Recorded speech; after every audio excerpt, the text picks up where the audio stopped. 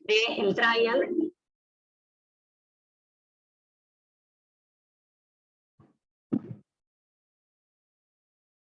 Buenos días, mi nombre es Manuela Mancilla, residente de tercer año de la Residencia de Cardiología del Hospital Militar Central. En el día de hoy voy a presentar el trabajo LAOS 3, ¿sí? que se publicó, que se presentó en realidad en el Colegio Americano de Cardiología en Atlanta, de manera virtual en mayo de este año, y concomitantemente en el portal de la revista New England. Y el día 3, hace 12 días nada más, se publicó en el volumen 384 de la misma. El LAOS 3 es un estudio sobre la oclusión de la orejuela de la aurícula izquierda.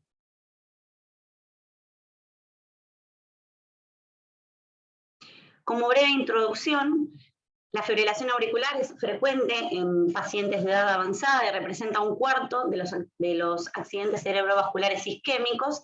El 70% son por causa cardioembólica, el 90% se originan en la orejuela de la aurícula izquierda, ¿sí?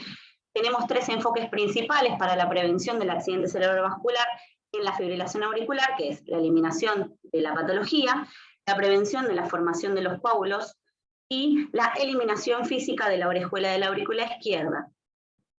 La anticoagulación oral nos ha demostrado una eficacia y seguridad en prevenir este tipo de eventos y, como bien sabemos, presenta cierto tipo de limitaciones, como es el aumento del riesgo del sangrado, la falta de la adherencia en el tratamiento, y para los pacientes que son tratados con antagonistas de la vitamina K, el control del RIN, ¿sí? de la razón internacional normalizada.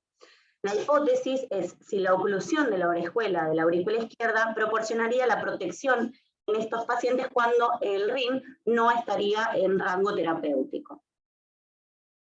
Como evidencia, hay distintos ensayos clínicos, estos son los últimos 2, el PREVAIL y el PROTECT-AF, que son estudios que el PROTECT-AF se publicó en el año 2017, ¿sí? Son aleatorios, lo que comparan son el cierre de la orejuela de la aurícula izquierda versus la warfarina, y el primero, ¿sí? demostró que el cierre con dispositivo era equivalente al antagonista de la vitamina K para prevenir el ictus en la fibrilación auricular, pero también tuvo altas tasas de complicaciones.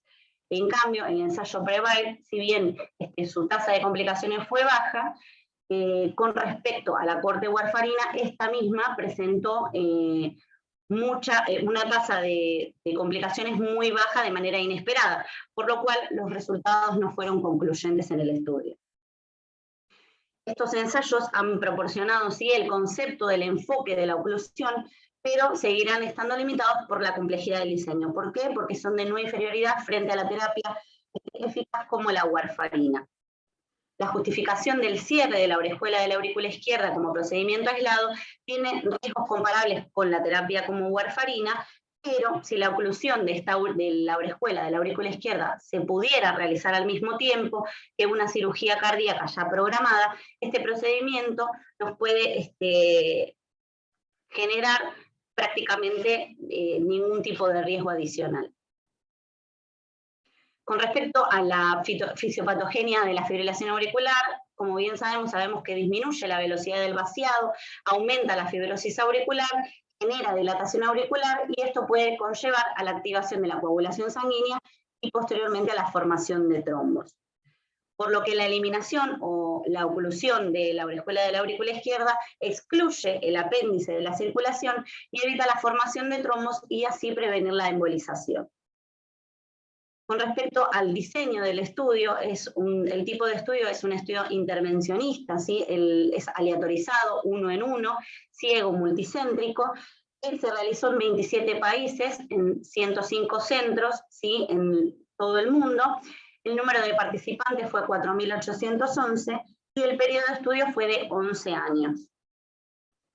El objetivo, evaluar la eficacia y seguridad para determinar si la extirpación de la orejuela de la aurícula izquierda puede reducir o no el accidente cerebrovascular y otras complicaciones. Con respecto a los criterios de inclusión, se incluyeron los pacientes mayores a 18 años con indicación de cirugía cardíaca programada. Esto es importante que tenga circulación extracorpórea porque en el resto del mundo no todos los cirujanos tienen la experiencia de no utilizar circulación extracorpórea como en una cirugía simple de revascularización miocárdica.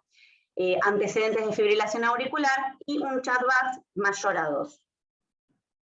Y los criterios de exclusión se excluyeron pacientes que durante la cirugía no requirieron circulación extracorpórea, implantes de la válvula mecánica, trasplantes cardíacos, reparación de cardiopatías congénitas y colocación aislada de dispositivo de asistencia ventricular, pacientes que ya habían realizado una cirugía previa que implicó la apertura del pericardio y aquellos que previamente se les había implantado un dispositivo que cerraba la orejuela de la aurícula izquierda. Esta es la tabla 1, ¿sí? Son las características demográficas y clínicas de los pacientes que se incluyeron en este estudio, y la tabla de al lado es una tabla que dice prácticamente lo mismo, pero la doblé al castellano para que todos se entendamos, ¿sí? Cada promedio de los pacientes que realizaron este estudio fue de 71 años, pacientes que portaban fibrilación auricular permanente, el 29%, la mayoría eran paroxísticos, alcanzando casi más del 45%, la mayoría de estos pacientes era de sexo masculino, alcanzando más del 60%, y más del 50% también presentaban como antecedente insuficiencia cardíaca, y el 80% o más eran hipertensos. Continuando con la misma tabla, ¿sí? También vemos acá al lado que casi más del 30% tenían una FEI menor al 50%. Y otro dato de importancia que me pareció bueno remarcar fue que la mayoría de los procedimientos eran procedimientos valvulares, ¿sí? Alrededor de más del 60%, más del 65% en realidad. Y por último, con respecto a esta tabla, ¿sí? De los 2.379 que fueron randomizados de manera aleatoria para el grupo oclusión, la mayoría se hicieron la cirugía con amputación y cierre de la orejuela, ¿sí? Que fueron 2.131, y de los 2.131 que fueron reportados por los cirujanos, el 939, que sería alrededor del más del 50%. Con respecto a, continuamos con las características, ¿sí? Los pacientes fueron randomizados de manera aleatoria a través de un sistema web interactivo, ¿sí? Las técnicas que se utilizaron fueron la amputación y cierre, que sería amputación y cierre, el dibujo del medio, el cierre con clivaje, que sería el primero de acá arriba, y el cierre mediante dispositivo, como por ejemplo el AtriClip. Se realizó ecocardiograma Doppler transesofágico de control en todos los procedimientos para confirmar el cierre exitoso de la orejuela. Todos estos pacientes recibieron terapia de anticoagulación post-procedimiento, ¿sí? Y a lo largo del tiempo también.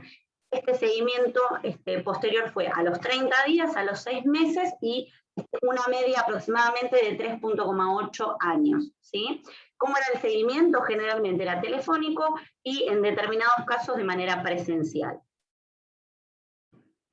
El punto final primario fue el primer evento de accidente cerebrovascular isquémico. Recordemos que para ellos el accidente cerebrovascular isquémico es todo aquel que no es hemorrágico, y la embolia sistémica durante el seguimiento. Como punto final secundario, cualquier accidente cerebrovascular o embolia sistémica combinado de accidente cerebrovascular isquémico o embolia sistémica, mortalidad por cualquier causa, mortalidad antes y después de 30 días de la cirugía, el volumen de drenaje, el sangrado que presentaron este tipo de pacientes en las primeras 24 horas postquirúrgico, y la hospitalización por insuficiencia cardíaca, infarto de miocardio y sangrado mayor. Los resultados, también les presento una tabla en castellano, donde vemos que al grupo oclusión de la orejuela de la aurícula izquierda fue mejor, con una incidencia de 4,8, a diferencia del grupo no oclusión de la orejuela izquierda, ¿sí? Fue bastante significativo. Y vemos también que se eleva la incidencia de presentar un accidente cerebrovascular antes de los 30 días postquirúrgicos, ¿sí? posteriormente esta incidencia baja. Acá vemos curvas de incidencia acumulada, ¿sí? Vemos bien la clara diferencia entre el grupo oclusión de la orejuela de la aurícula izquierda en cuanto digamos, a presentar esta complicación como accidente cerebrovascular isquémico o embolia, y lo mismo en la tabla, en la figura, perdón, de al lado, en la curva, donde vamos a evidenciar que en los primeros días, ¿sí?, la curva está bastante cercana entre ambos grupos, pero a partir de los 30 días, como vimos en la curva de la izquierda, esa diferencia se va acrecentando a favor del grupo oclusión de la orejuela de la aurícula izquierda. Con respecto a la IMPON secundario, ¿sí?, lo que el grupo oclusión presenta menos incidencia en cuanto a lo que es el ACV isquémico, ¿sí? No presentó prácticamente diferencia significativa en cuanto a la mortalidad, solamente el 1,3% fueron mortalidad por accidente cerebrovascular en ambos grupos, y tampoco hubo diferencias significativas ni una significancia de importancia en la diferencia de la oclusión o no oclusión de la orejuela en cuanto a la hospitalización por insuficiencia cardíaca.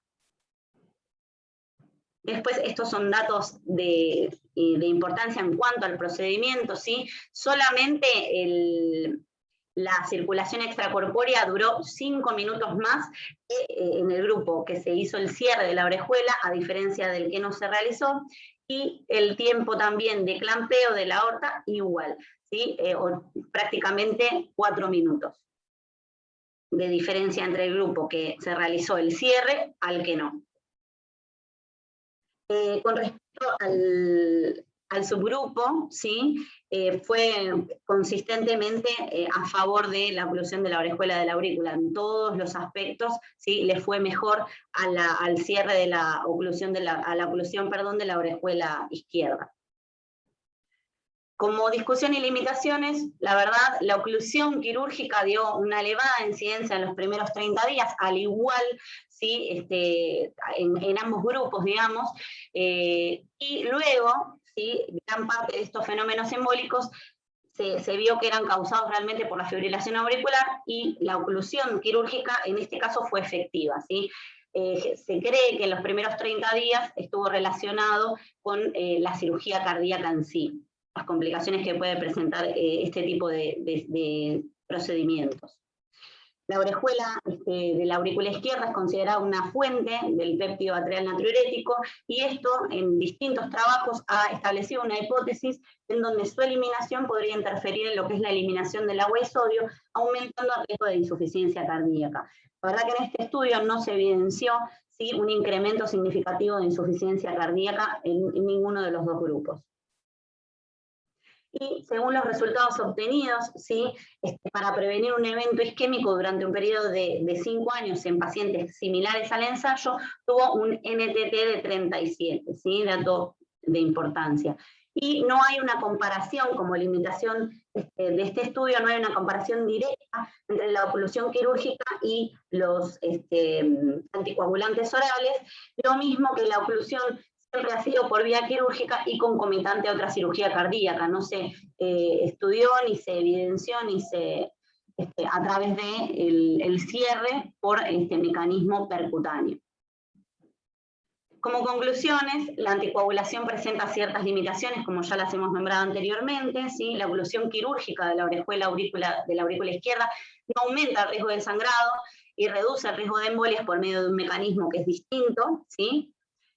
Y según estos resultados obtenidos, el 33% disminuyó el riesgo de eventos isquémicos a lo largo de casi 4 años, ¿sí? El 42% luego de los 30 días post-procedimiento. Esto suma un beneficio a la anticoagulación, y hay que tener en cuenta que no es que una terapéutica reemplaza a otra, sino que se suma al beneficio, ¿sí? Y actualmente también es importante destacar que las guías americanas y europeas dan una clase de recomendación 2B, ¿sí?, al cierre de la orejuela durante una cirugía cardíaca. Esto lo más probable es que una vez que se evalúen estos datos nuevamente, cambien, ¿sí? Y también tenemos que tener en cuenta que el riesgo de accidente cerebrovascular utilizando anticoagulación oral reduce a 2/3 y el LAOS nos ha demostrado que reduce el riesgo de accidente cerebrovascular en 1/3. El cierre quirúrgico de la orejuela de la aurícula izquierda demostró reducir el riesgo del accidente cerebrovascular isquémico y embolias sistémicas en pacientes con antecedentes de fibrilación auricular, riesgo tromboembólico aumentado y sometidos a una cirugía cardíaca programada. Muchas gracias.